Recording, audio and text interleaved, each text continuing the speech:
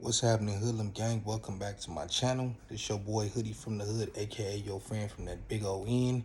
Y'all already know what to do, man. Hit that subscribe, hit that like, put yourself on to the Hoodlum gang. Go follow me on Instagram at Hoodie from the Hood.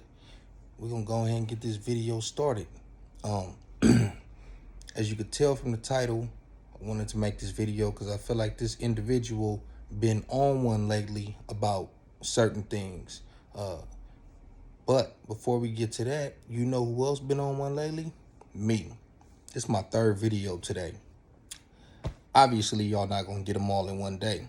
But like I said, I woke up in the morning. I had a topic that I wanted to talk about. That was the Hassan Campbell and Charlene White. Seen the thing about Takeoff, so I made a detour, made that video, dropped that video. Tomorrow, y'all gonna get Hassan and Charlene. And then after that, y'all might get this one. And then I got something else after that. I got two more things after that. I got the third part to when I'm over in the 30s, showing y'all spots where I lived at over there. And then I got something else coming up. Huge little thing that happened recently in San Diego with one of the hoods out here. So I'm going to touch on that and fill y'all in on that. But yeah, man, y'all getting something from me probably every day this week. Today is Tuesday. At least until Friday or Saturday, y'all gonna get a video every day. And then hopefully I could pull up on the homie and chop it up with him and give y'all that too this weekend. So sit tight. But anyways, Bozo, man. Mexican rapper from the LA area. I think it's Pico something, like the Southeast LA area. I think it's Southeast LA. But anyways, I don't know too much about Bozo. I think I seen him in my comments one time. I know he's a rapper. I think I heard, I don't know if I heard a song by him or not. And the other thing is recently when he was on American Cholo, he stopped himself just short of what it sounds like was about to be Mayate in referring to blacks. Now, I'm not saying that's what he was going to say, and that's clearly not what he said because he stopped himself. But it did sound like he was about to say that. He seemed like he just kind of been on one lately. I guess he was on American Cholo's podcast, and he was saying that. Well, let me back up before I get to that. I was watching Active War Stories. Shout out to Active War Stories. That's another channel, Mexican dude from up north. Yeah, if you know, you know. And he had played a clip of Bozo saying that the Northerners, their agenda right now is to get the LA stamp of approval or audience or somewhere along those lines, man. Don't quote me word for word. That's pretty much what he was saying. Like the Northerners is trying to get the validation from LA. You know what? I don't think that's true. For one, they got rappers up there. They got Too Short. They got E40. They had Mac Dre, who did a lot of songs with Northerners. They got Mozzie. They got CML. And it's more people that I can't think of right now. I'm not going down the whole list. They are established up there. And a lot of people do music with them up there. So I don't think they need LA for anything. And let's just say they did for as far as the music industry goes. Do you know how easy it is for a Norteño to do a song with a Crip in the Blood? Historically, us having a great relationship with them and programming with them, like Active War Stories was saying, is black and brown relationships have gotten better over the last 10 years in Southern California. But in Northern California, or even a Southern California black dealing with a Northern California Hispanic, that's nothing. That's easy. So I don't know what makes him think that they would need the essays stamp of approval to get their voice heard or to get in the game. Uh, that's not true, homie. That's really not true. If that's what he was saying, I don't know if he was saying like as far as them coming down there, and even still, I mean, if you dealing with Crips and Bloods, homie, we got our own hood, we got our own politics. Ain't nobody telling us what we can and can't do inside of our hoods, homie. Just like we can't tell them what to do in their hoods. If a hot artist or just an artist in general that's a Crip or a Blood wants to do a song with a Northerner and wants to shoot scenes in his hood, that's what he's gonna do, and ain't nobody gonna stop it. So I mean, I don't know what he means by that. And like Active War Story said, the Southerners that rap, their voices like, it's like, yeah, y'all have y'all fan base in Southern California. Y'all might have them in Arizona, New Mexico, Texas. But for the most part, the industry is not really checking for that. The overall industry. So I don't know what made him feel like they have like a big say-so compared to the Northerners. I don't know, man. That's just, that's not true. It's not true, man.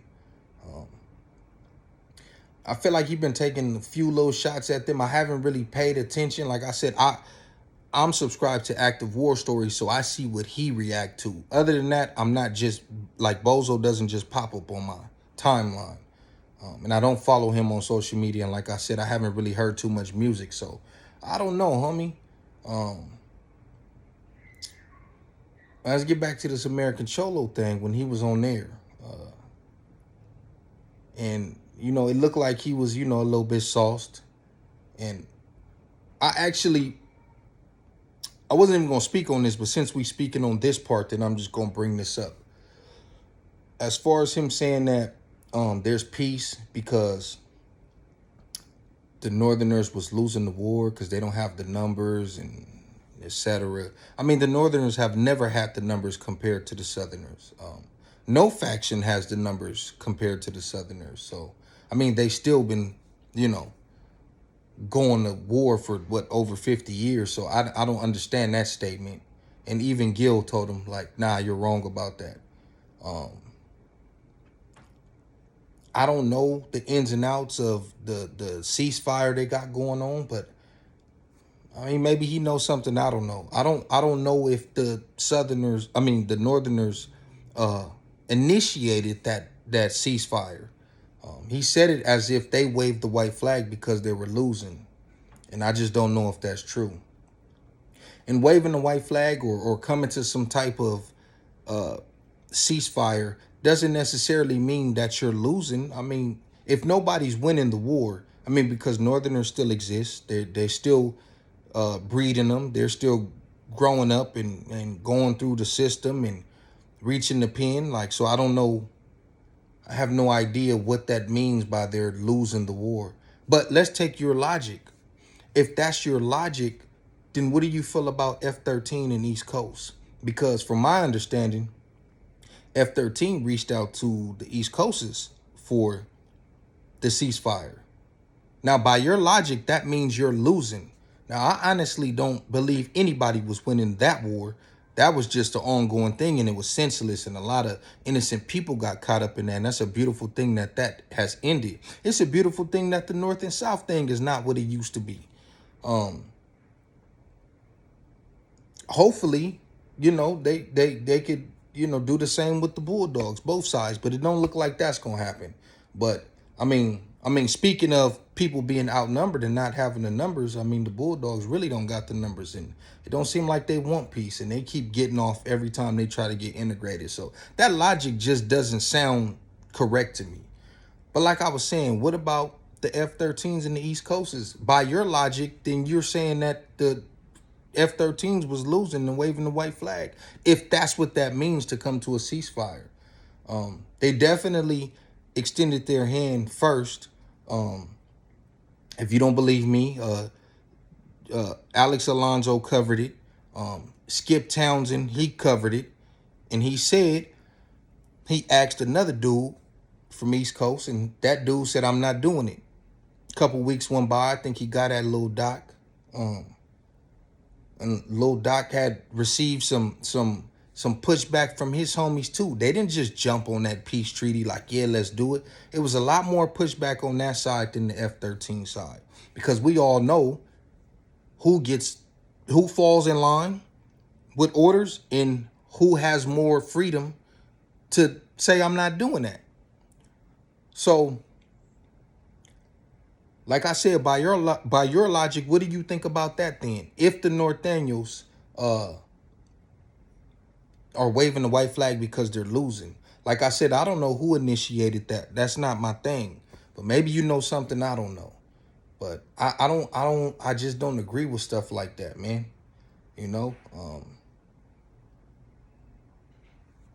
It's always good to come to some type of conclusion. Like, look, man, y'all not budging, we not budging. How do we move on from here as grown men? You know what I mean? But it seemed like he been throwing a lot of shade and salt their way. And for people to be like, hey, why are you speaking on that? Because, man, a lot of shit gets spoke on YouTube.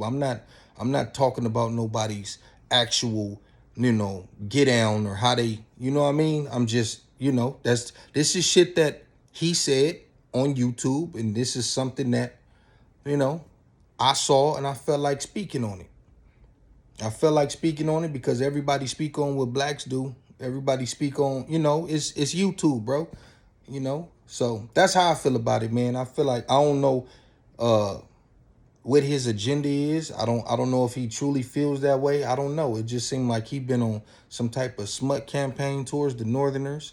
But the Northerners do not need the LA validation. And if they do need the LA validation, it's going to be from some Crips and Bloods, because that's who has the stronger connections in the industry. That's just the reality of the situation. And like I said, they got people who's connected in the industry up north. They have the E40s, they have the Mozzies, they have the CMLs. So I don't know what this dude talking about. That's just my observation. That's it, man. Y'all let me know what y'all think in the comments, man. Hoodie from the hood, your friend from that big O end.